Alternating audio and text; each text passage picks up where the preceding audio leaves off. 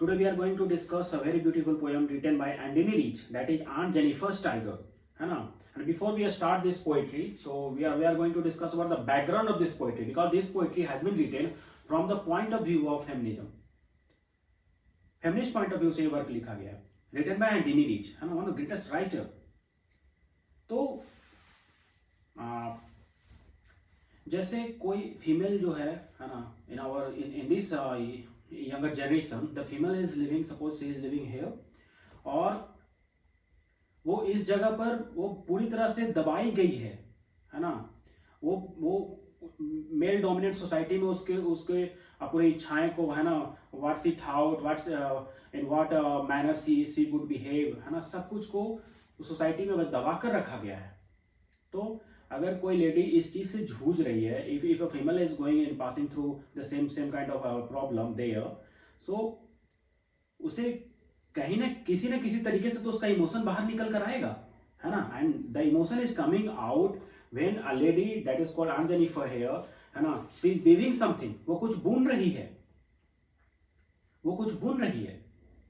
क्योंकि उसे अंदर, उसे पहले से उसके दिल में ऐसा कुछ पहले से उसके साथ घटा हुआ है. वो पूरी तरह से जूझ रही है उस सोसाइटी में, उस फैमिली में, अपने हस्बैंड से कुछ ऐसा जूझ. She is not having a good relationship with her husband, she is not having a better environment there in the family. She is being suppressed there, पूरी तरह से जूझ रही है, दबाई गई है ना.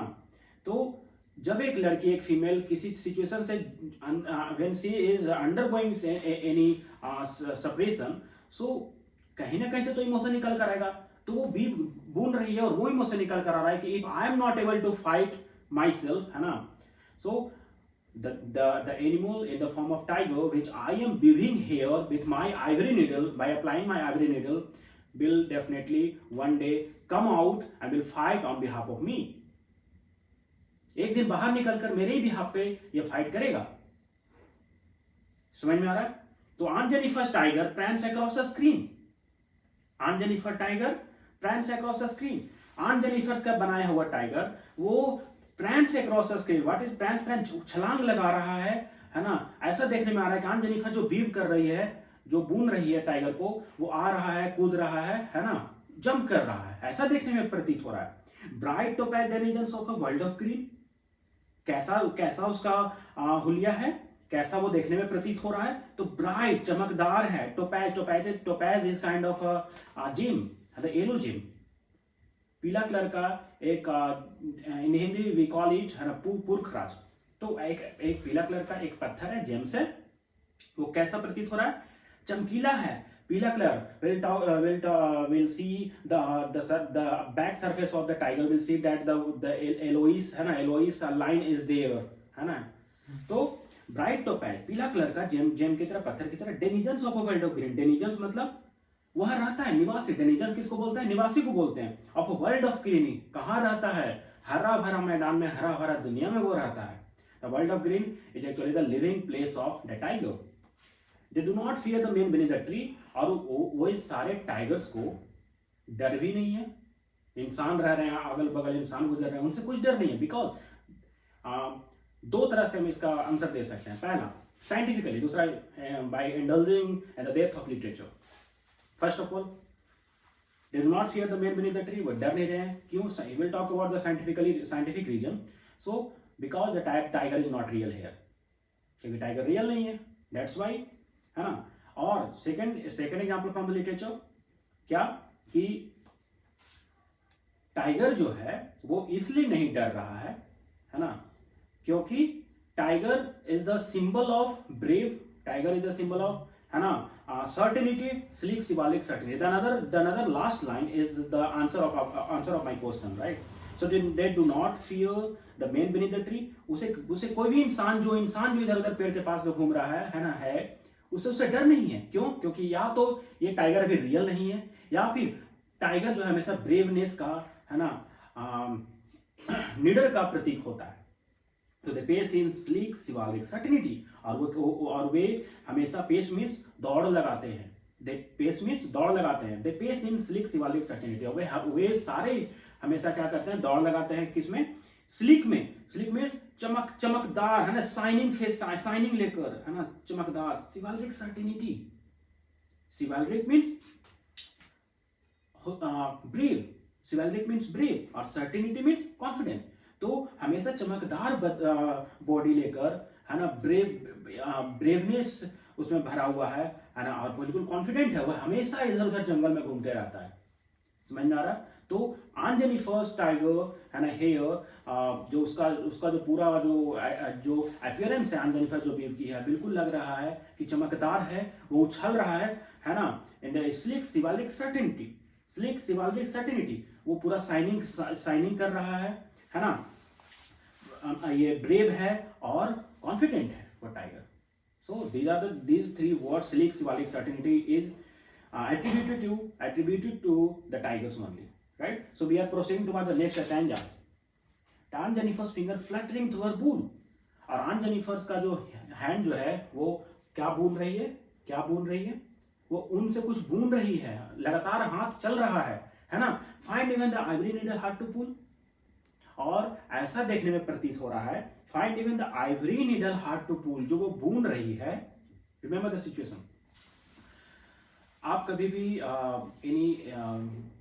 कभी भी ऐसा कोई भी लेडी, फीमेल है ना, वुमेन, किसी को भी आप देखते होंगे, तो when she is not having a good relationship with her husband and she is undergoing some problem in the family, and if is not able to discuss, is not able to emit out that entire problem that she is having, तो होता क्या है कि जब भी वो कुछ काम करेगी, जैसे वो बीव कर रही है, बून रही है, रिमेंबर द सिचुएशन, बीव बून रही है, तो अगर वो जूझ रही किसी चीज से, गुस्सा है, अंदर से कुछ है भरा हुआ, तो कैसे उसका इमोशन निकल कर आएगा, कुछ बीव कर रही है, she will do like this, this is the emotion. So Aunt Jennifer's fingers fluttering through her wool, लगातार हाथ चल रहे हैं, वो उन से कुछ बुन रही है। Even find the ivory needle hard to pull, और यहाँ तक वो जो आइवरी नीडल जो यूज कर रही है, जो बुन रही है, टाइगर को बना रही है ना, बहुत ही उसे भारी फील हो रहा है, भारी महसूस हो रहा है बुनने में, है ना। She is injecting the needle from one side to the other side and she is feeling hard to pull. Clear? Now, the massive weight of uncle's wedding band, or when she got engaged and during her engagement time, so हुआ ये था कि as in the form of a gift, है ना, her husband gifted her a very beautiful band, but now this band proved to be hard, है ना, hard to pull, means बहुत ही ऐसा फील हो रहा है कि मतलब जो बैंड पहनी हुई है बहुत ही हार्ड लग रहा है, भारी लग रहा है, it is having some weight upon my ankle, right? So the massive weight of uncle's wedding band sits heavily upon Aunt Jennifer's hand. अब जो during the engagement time that Aunt Jennifer's husband gave her a band, है ना, as in the form of a gift, so it seems like it is very weighted, है ना, बहुत ही भार आज महसूस हो रहा है। Means she is willing to say that Aunt Jennifer is not having a good relationship with her husband. Okay, now we are proceeding to the next stanza, that is when aunt is dead, और जब aunt ये मर जाएगी, who is aunt here? Aunt Jennifer. Who is aunt here? Aunt Jennifer. So when aunt is dead, her terrified hands will lie.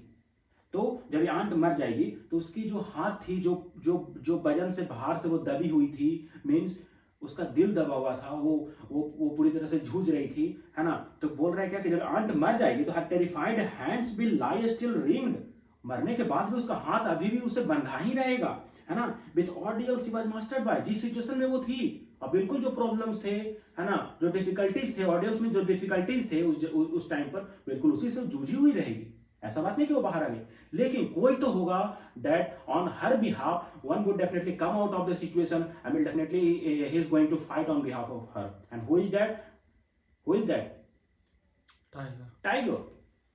So tiger will come on behalf of her and will definitely fight with the difficulties of her, right? So tiger in the panel that she made, और जो tiger जो panel में जो बना रही है वो एक दिन बाहर निकलेगा, जंप लगाएगा, and definitely will come out of his imaginary world into this new world, and will definitely prance with proud and will go and fight on behalf of her unafraid. निडरता के साथ वो जाकर ऑन जेनिफर के behalf पर वो fight करेगा. So this beautiful, I'm done with the summary of this poem written by Andy Rich.